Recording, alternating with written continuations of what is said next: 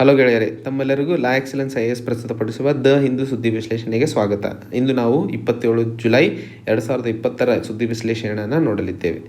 ಇಂದಿನ ನ್ಯೂಸ್ ಪೇಪರ್ನಲ್ಲಿ ಅಥವಾ ಇಂದಿನ ಸುದ್ದಿ ವಿಶ್ಲೇಷಣೆಯಲ್ಲಿ ನಾವು TNA ಹಾಗೂ ದೀಪ್ ಎಡಿಟೋರಿಯಲ್ಸ್ಗಳನ್ನು ನೋಡಲಿದ್ದೇವೆ. ಇಂದಿನ ಮೊದಲನೇ TNA article 200 proposals from China wait for security clearance by Ministry of Home Affairs. ಈ ಆರ್ಟಿಕಲನ್ನು ನಾವು ನ್ಯೂ ಇನ್ವೆಸ್ಟ್ಮೆಂಟ್ ಪಾಲಿಸಿ ಅಂತ ಹೇಳಿ ಏನು ಹೊಸದಾಗಿ FDI ರೂಲ್ಸ್ನಲ್ಲಿ ಬದಲಾವಣೆಗಳನ್ನು ತರಲಾಗಿದೆಯೋ ಆ ನಿಟ್ಟಿನಲ್ಲಿ ಈ ಆರ್ಟಿಕಲನ್ನು ಓದಲಿದ್ದೇವೆ.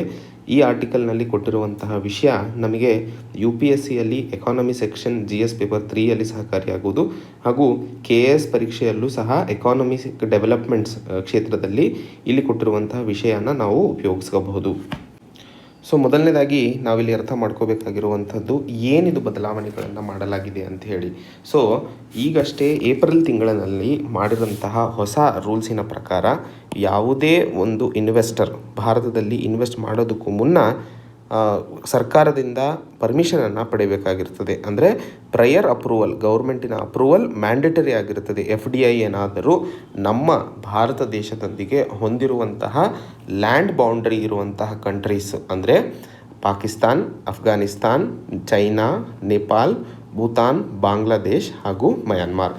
ಈ ರಾಷ್ಟ್ರಗಳಿಂದ ಏನಾದರೂ ಭಾರತದಲ್ಲಿ FDIಯನ್ನು ಇನ್ವೆಸ್ಟ್ಮೆಂಟ್ ಮಾಡಲು ಒಪ್ಪಿದಾಗ ಇನ್ವೆಸ್ಟರ್ಸು ಅವರು ಮಿನಿಸ್ಟ್ರಿ ಆಫ್ ಹೋಮ್ ಅಫೇರ್ಸಿಂದ ಪ್ರಯರ್ ಅಪ್ರೂವಲನ್ನು ಪಡಿಬೇಕಾಗಿರುವಂಥದ್ದು ಹೊಸ ಬದಲಾವಣೆ ಆಗಿರ್ತದೆ.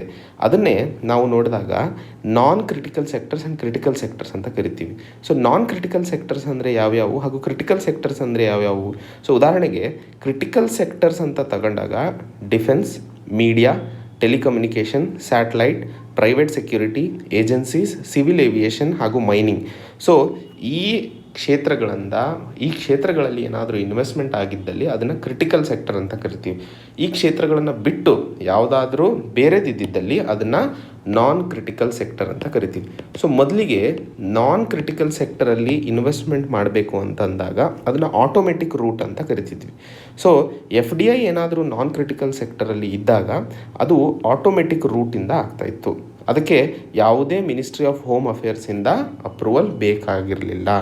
ಆದರೆ ಏಪ್ರಿಲ್ ತಿಂಗಳಲ್ಲಿ ಮಾಡಿದಂತಹ ಬದಲಾವಣೆಗಳನ್ನು department for promotion of industry and internal trade ಕೊಟ್ಟಂತಹ ನೋಟಿಫಿಕೇಷನನ್ನು ಆಧರಿಸಿದಾಗ ಯಾವುದೇ ಒಂದು ಎಂಟಿಟಿ ನಮ್ಮ ಭಾರತ ದೇಶದೊಂದಿಗೆ ಲ್ಯಾಂಡ್ ಬಾರ್ಡರ್ ಹೊಂದಿದ್ದಲ್ಲಿ ಅಥವಾ ಆ ಕಂಪನಿಯ ಓನರ್ ಏನಾದರೂ ಭಾರತದಲ್ಲಿ ಇನ್ವೆಸ್ಟ್ ಮಾಡಬೇಕಂದಿದ್ದಲ್ಲಿ ಅವರು ಏನಾದರೂ ಭಾರತದೊಂದಿಗೆ ಹೊಂದಿರುವಂತಹ ಲ್ಯಾಂಡ್ ಬೌಂಡ್ರಿ ಆದಂತಹ ರಾಷ್ಟ್ರಗಳಲ್ಲಿ ಇದ್ದಿರಬಹುದು, ಇಲ್ಲದೇ ಇದ್ದಾಗ ಅದ್ರ ಸಿಟಿಸನ್ಸ್ ಆಗಿರ್ಬೋದು, ಅಥವಾ ಆ ರಾಷ್ಟ್ರದೊಂದಿಗೆ ಸಂಬಂಧಗಳು ಹೊಂದಿದ್ದಲ್ಲಿ ಅವರು ಸರ್ಕಾರದ ರೂಟಿಂದ ಮಾತ್ರ ಇನ್ವೆಸ್ಟ್ಮೆಂಟ್ ಮಾಡಲು ಸಾಧ್ಯವಾಗಲಿದೆ ಅನ್ನೋದನ್ನು ಹೇಳಲಾಗಿದೆ. ಈ revised foreign direct investment FDI ಪಾಲಿಸಿಯ ಬದಲಾವಣೆಗಳನ್ನು ಯಾಕೆ ತರಲಾಯಿತು ಅಂತ ಏಮನ್ನು ನೋಡಿದಾಗ ಈ ಕೋವಿಡ್ ಸಮಯದಲ್ಲಿ ಬಹಳಷ್ಟು ಕಂಪನಿಗಳು ಸಣ್ಣ ಸಣ್ಣ ಕಂಪನಿಗಳನ್ನು ತಿಂದಾಕ್ತಾ ಇದ್ದಾರೆ. ಈ ರೀತಿಯಾಗಿ ನಮ್ಮ ಭಾರತದೊಂದಿಗೆ ಸಂಬಂಧಗಳು ಸರಿಯಿಲ್ಲದೆ ಇರೋ ಕಾರಣದಿಂದ ಭಾರತದ ಆರ್ಥಿಕ ವ್ಯವಸ್ಥೆಯ ಮೇಲೆ ಹೊಡೆತ ಹಾಕಲು ಒಂದಿಷ್ಟು ಕಂಪನೀಸ್ಗೂ ಇದನ್ನು ಅಪಾರ್ಚುನಿಟಿಯನ್ನಾಗಿ ತಗೊಂಡು ಕಂಪನೀಸ್ಗಳನ್ನು ಅಕ್ವೈರ್ ಮಾಡುವ ಸಾಧ್ಯತೆಗಳು ಹೆಚ್ಚಾಗಿರ್ತವೆ ಅಂತ ಹೇಳಿ ಅಪಾರ್ಚುನಿಸ್ಟಿಕ್ ಹಾಗೂ ಅಕ್ವಸಿಷನ್ ಅಂದರೆ ಕಬ್ಜಾ ಮಾಡುವಂತಹ ಅಥವಾ ಖರೀದಿ ಮಾಡಿಕೊಂಡು ಭಾರತದ ಆರ್ಥಿಕ ಕ್ಷೇತ್ರದಲ್ಲಿ ಅವರ ಪವರನ್ನು ಇನ್ಕ್ರೀಸ್ ಮಾಡಿಕೊಳ್ಳಲು ಮಿಸ್ಯೂಸ್ ಮಾಡಬಾರ್ದು ಈ ಸಮಯದಲ್ಲಿ ಅನ್ನೋ ಕಾರಣಕ್ಕೆ ಈ ಬದಲಾವಣೆಯನ್ನು ತರಲಾಗಿದೆ ಅಂತ ಸರ್ಕಾರ ಸ್ಪಷ್ಟನೆಯನ್ನು ಕೊಟ್ಟಿದೆ. ಅದೇ ರೀತಿಯಲ್ಲಿ ಇಲ್ಲಿ ಅರ್ಥ ಮಾಡ್ಕೋಬೇಕಾಗಿರೋದು ಸುಮಾರು 200 ಪ್ರಪೋಸಲ್ಸು ಭಾರತದ ಮಿನಿಸ್ಟ್ರಿ ಆಫ್ ಹೋಮ್ ಅಫೇರ್ಸ್ನಲ್ಲಿ ಪೆಂಡಿಂಗ್ ಉಳಿದಿದ್ದಾವೆ ಅಂತಂದಾಗ ಹೆಚ್ಚಿಗೆ ಡಿಲೇ ಅಥವಾ ಸ್ಟ್ರಿಂಜೆಂಟ್ ಕಂಡೀಷನ್ಸ್ ಅಥವಾ ಹೆಚ್ಚಿನ ಸ್ಟ್ರಿಕ್ಟ್ ಕಂಡೀಷನ್ಸ್ ಹಾಕಿರೋದ್ರಿಂದ ಬಹಳಷ್ಟು ಕಂಪನಿಗಳು ಹಿಂದೆ ಹೋಗುವ ಸಾಧ್ಯತೆಗಳು ಇವೆ ಅನ್ನೋದನ್ನು ಸಹ ಎಚ್ಚರಿಕೆಯನ್ನು ಈ ಆರ್ಟಿಕಲ್ನಲ್ಲಿ ಕೊಡಲಾಗಿದೆ.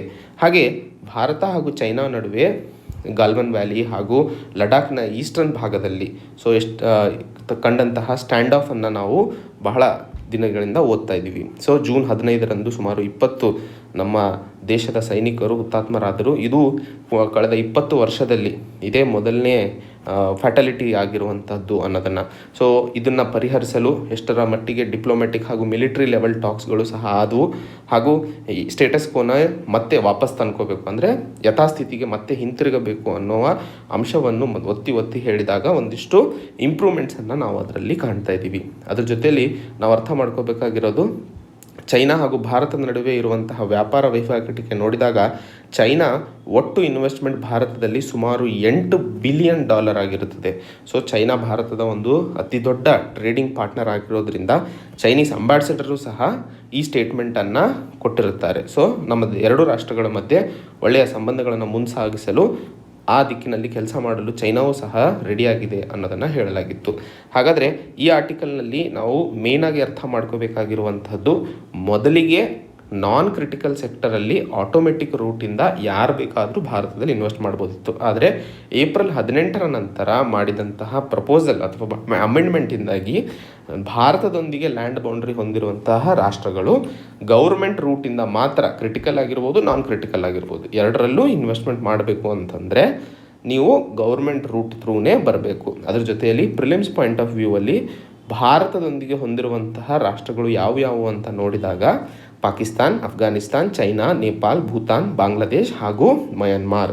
ಅದ್ರ ಜೊತೆಯಲ್ಲಿ ಯಾವ ರಾಷ್ಟ್ರಗಳು ಭಾರತದೊಂದಿಗೆ ಬೌಂಡ್ರಿ ಹೊಂದಿರೋದಿಲ್ವೋ ಅವರು ಬರೀ ರಿಸರ್ವ್ ಬ್ಯಾಂಕ್ ಆಫ್ ಇಂಡಿಯಾಗೆ ಇನ್ಫಾರ್ಮ್ ಆಗಿರುತ್ತದೆ. ಒಂದು ಟ್ರಾನ್ಸಾಕ್ಷನ್ ಆದಮೇಲೆ ಮಿನಿಸ್ಟ್ರಿಯಿಂದ ಅಪ್ರೂವಲ್ ತಗೊಳ್ಳೋದಕ್ಕಿಂತ ಮುನ್ನ ಅಥವಾ ಮಿನಿಸ್ಟ್ರಿಯಿಂದ ಅಪ್ರೂವಲ್ ತಗೊಳ್ಳೋದಕ್ಕೆ ಏನೂ ಅವಶ್ಯಕತೆ ಇರಲ್ಲ. ರಿಸರ್ವ್ ಬ್ಯಾಂಕ್ ಆಫ್ ಇಂಡಿಯಾಗೆ ಅವರು ಇನ್ಫಾರ್ಮ್ ಮಾಡಿದರೆ ಸಾಕು ಅನ್ನೋದು ಒಟ್ಟಾರೆ ನಾವಿಲ್ಲಿ ಅರ್ಥ ಮಾಡ್ಕೋಬೇಕಾಗಿರೋದು. ಸೊ FDI ಪಾಲಿಸಿಯಲ್ಲಿ ಆದಂತಹ ಬದಲಾವಣೆಗಳು, ಕ್ರಿಟಿಕಲ್ ಸೆಕ್ಟರ್ ಅಂದ್ರೇನು, ನಾನ್ ಕ್ರಿಟಿಕಲ್ ಸೆಕ್ಟರ್ ಅಂದ್ರೇನು, ಹಾಗೂ ಚೈನಾ ಹಾಗೂ ಭಾರತದ ನಡುವೆ ಇರುವಂತಹ ವ್ಯಾಪಾರ ವಹಿವಾಟಿಕೆ ಎಷ್ಟು, ಭಾರತದೊಂದಿಗೆ ಲ್ಯಾಂಡ್ ಬೌಂಡ್ರಿ ಹೊಂದಿರುವಂತಹ ಕಂಟ್ರೀಸ್ ಯಾವ್ಯಾವು ಅಂತ ಹೇಳಿ ಈ ಆರ್ಟಿಕಲ್ನಲ್ಲಿ ನಾವು ಅರ್ಥ ಮಾಡ್ಕೋಬೇಕಾಗಿರುವಂಥದ್ದು. ಎರಡನೇ article national institutional ranking framework 2020 ಬಗ್ಗೆ ಮಾತಾಡಲಿದೆ. ಸೊ ಇಲ್ಲಿ ಹೈಯರ್ ಎಜುಕೇಷನಲ್ ಇನ್ಸ್ಟಿಟ್ಯೂಷನ್ಸಲ್ಲಿ ತಮಿಳುನಾಡು ಒಳ್ಳೆಯ ಪರ್ಫಾರ್ಮೆನ್ಸನ್ನು ತೋರಿದ್ದಲ್ಲಿ ಅವರು ಇನ್ನೂ ಇಂಪ್ರೂವ್ಮೆಂಟ್ಸ್ ಮಾಡಿಕೊಂಡು ಮುಂದಿನ ಹೆಜ್ಜೆ ಅಥವಾ ಮುಂದಿನ ಜಂಪನ್ನು ಮಾಡಲು ಸಾಧ್ಯತೆಗಳು ಇದೆ ಅನ್ನೋದನ್ನು ಈ ಆರ್ಟಿಕಲ್ನಲ್ಲಿ ಡಿಸ್ಕಸ್ ಮಾಡಲಿದ್ದೇವೆ. ಸೊ ಭಾರತದಲ್ಲಿ ನಾವು ಕಂಡಂತಹ ಸ್ಟ್ಯಾಟಿಸ್ಟಿಕ್ಸನ್ನು ನೋಡಿದಾಗ ಹೈಯರ್ ಎಜುಕೇಷನಲ್ ಇನ್ಸ್ಟಿಟ್ಯೂಷನ್ಸ್ನ ಸಂಖ್ಯೆ ಅಥವಾ ಉನ್ನತ ಶಿಕ್ಷಣ ಇನ್ಸ್ಟಿಟ್ಯೂಷನ್ಸ್ಗಳ ಸಂಖ್ಯೆ ಹೆಚ್ಚಾಗುತ್ತಿದೆ. ಅದರ ಜೊತೆಯಲ್ಲಿ ನಂಬರ್ ಆಫ್ ಸ್ಟೂಡೆಂಟ್ಸ್, ಅಂದರೆ ಹೆಚ್ಚಿನ ಮಾತ್ರದಲ್ಲಿ ಸ್ಟೂಡೆಂಟ್ಸು ಕೂಡ ಸಹ ಎಜುಕೇಷನ್ ಸೆಕ್ಟರಲ್ಲಿ ಅಥವಾ ಎಜುಕೇಷನ್ ಫೀಲ್ಡಲ್ಲಿ ಎಂಟ್ರಿ ಆಗ್ತಾ ಇದ್ದಾರೆ. ಇವು ಎರಡೂ ಜಾಸ್ತಿ ಆಗ್ತಾ ಇರೋದ್ರಿಂದ ಕ್ವಾಲಿಟಿ, ಶಿಕ್ಷಣದ ಕ್ವಾಲಿಟಿ ಏನಿದೆ ಅದರ ಮೇಲೆ ಪ್ರಶ್ನೆಗಳು ಎದ್ದೇಳ್ತಾ ಇದ್ದಾವೆ. ಸೊ ಅದಕ್ಕೋಸ್ಕರ ಸ್ಟ್ಯಾಟ್ಯೂಟರಿ ಬಾಡೀಸ್ ಅಂತ ಹೇಳಿ UGC, AICTE ಹಾಗೂ ಮೆಡಿಕಲ್ ಕೌನ್ಸಿಲ್ ಆಫ್ ಇಂಡಿಯಾ ಅಂತ ಒಂದಿಷ್ಟು ಬಾಡೀಸ್, ಸ್ಟ್ಯಾಟ್ಯೂಟರಿ ಬಾಡೀಸ್ಗಳನ್ನು ಕ್ರಿಯೇಟ್ ಮಾಡಲಾಗಿದೆ ಈ ಕ್ವಾಲಿಟಿ ಆಫ್ ಎಜುಕೇಷನನ್ನು ಕಂಪ್ಯಾರಿಸನ್ ಮಾಡಿಕೊಳ್ಳಲು. ಹಾಗೆ ಸರ್ಕಾರದ ವತಿಯಿಂದ ನೋಡಿದಾಗ ಈ ಪ್ಯಾರಾಗ್ರಾಫಲ್ಲಿ ಹೇಳಲಾಗ್ತಿದೆ, ಸರ್ಕಾರದ ವತಿಯಿಂದ ನೋಡಿದಾಗ 2016ರಲ್ಲಿ ಅಕ್ರಿಡೇಷನನ್ನು ಕಂಪಲ್ಸರಿ ಮಾಡಲಾಗಿದೆ.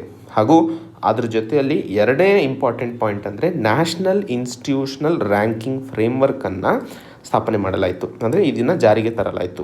ಇದು ಒಂದು annual report card, higher education institutes ಯಾವ ರೀತಿ ವರ್ಕ್ ಮಾಡ್ತಾ ಇದ್ದಾವೆ ಅಂತ. ಸೊ ನಾವು ಎಕ್ಸಾಮಲ್ಲಿ ಏನಾದರೂ ಎಜುಕೇಷನಲ್ ಕ್ವಾಲಿಟಿ ಮೇಲೆ ಮಾತಾಡಿದಾಗ ಸರ್ಕಾರದ ಎರಡು ಇಂಪಾರ್ಟೆಂಟ್ ಮೆಜರ್ಸ್ಗಳನ್ನು ನಾವು ಇಲ್ಲಿ ಪ್ರಸ್ತಾಪಿಸಬಹುದು. 2016ರಲ್ಲಿ ಮ್ಯಾಂಡೇಟರಿ ಅಕ್ರಿಡೇಷನ್ ಮಾಡಿದ್ದು ಹಾಗೂ ಎರಡನೇದು NRAFನ ಜಾರಿಗೆ ತಂದಿತ್ತು. ಸೊ ಇದರ ಅಡಿಯಲ್ಲಿ ಸುಮಾರು 3700 ಇನ್ಸ್ಟಿಟ್ಯೂಷನ್ಸು ಬೇರೆ ಬೇರೆ ವಿಭಾಗಗಳಿಂದ, ಕ್ಯಾಟಗರೀಸಿಂದ ಇದರಲ್ಲಿ ಕನ್ಸಿಡರ್ ಮಾಡಲಾಗುತ್ತದೆ. ಹಾಗೆ NRIF ಅಡಿಯಲ್ಲಿ ರ್ಯಾಂಕ್ಸ್ ಕೊಡಬೇಕಾದ್ರೆ ಏನೇನು ಪ್ಯಾರಾಮೀಟರ್ಸ್ಗಳನ್ನು ಕನ್ಸಿಡರ್ ಮಾಡ್ತಾರೆ ಅಂತ ನೋಡಿದಾಗ 5 ಪ್ಯಾರಾಮೀಟರ್ಸ್ಗಳನ್ನು ತಗೊಳ್ಳಲಾಗುತ್ತದೆ. ಮೊದಲನೇದು ಟೀಚಿಂಗ್, ಲರ್ನಿಂಗ್ ಆ್ಯಂಡ್ ರಿಸೋರ್ಸ್, ಅದನ್ನು TLR ಅಂತ ಕರಿತೀವಿ, ಟೀಚಿಂಗ್, ಲರ್ನಿಂಗ್ ಆ್ಯಂಡ್ ರಿಸೋರ್ಸ್. ಎರಡನೇದು ರಿಸರ್ಚ್ ಆ್ಯಂಡ್ ಪ್ರೊಫೆಷ್ನಲ್ ಪ್ರಾಕ್ಟೀಸ್. ಮೂರನೇದು ಗ್ರ್ಯಾಜುಯೇಷನ್ ಔಟ್ಕಮ್. ನಾಲ್ಕನೇದು ಔಟ್ರೀಚ್ ಆ್ಯಂಡ್ ಇನ್ಕ್ಲೂಸಿವಿಟಿ. ಐದನೇದು ಪರ್ಸೆಪ್ಷನ್. ಸೊ ಈ 5 ಪ್ಯಾರಾಮೀಟರ್ಸ್ನ ಒಳಗೊಂಡು ಒಂದು ರ್ಯಾಂಕಿಂಗನ್ನು ಕೊಡಲಾಗುತ್ತದೆ. ಅದರಲ್ಲಿ ತಮಿಳುನಾಡು ಸದರನ್ ಸ್ಟೇಟ್ಸಲ್ಲಿ ಅಥವಾ ಸದರನ್ ಇಂಡಿಯಾದಲ್ಲಿ ಇರುವಂತಹ ರಾಜ್ಯಗಳಲ್ಲಿ ಉತ್ತಮ ಪರ್ಫಾರ್ಮೆನ್ಸನ್ನು ತೋರಲು ಸಾಧ್ಯವಾಯಿತು. ಅದಕ್ಕೆ ಒಂದಿಷ್ಟು ಸ್ಟ್ಯಾಟಿಸ್ಟಿಕ್ಸನ್ನು ನೋಡಿದಾಗ ತಮಿಳುನಾಡು ಅಲ್ಲಿ ಒಟ್ಟು ಇರುವಂತಹ ಯೂನಿವರ್ಸಿಟೀಸ್ಗಳಲ್ಲಿ ಸುಮಾರು 18 ಯೂನಿವರ್ಸಿಟೀಸ್ ಟಾಪ್ 100 ಬರಲು ಸಾಧ್ಯವಾಯಿತು. ಇದರಲ್ಲಿ 8 ಗೌರ್ಮೆಂಟ್ ಇನ್ಸ್ಟಿಟ್ಯೂಷನ್ಸ್ ಆಗಿರ್ತವೆ, ಉಳಿದವು ಅಂದರೆ ಸುಮಾರು 10 ಪ್ರೈವೇಟ್ ಇನ್ಸ್ಟಿಟ್ಯೂಷನ್ಸ್ ಆಗಿರ್ತವೆ.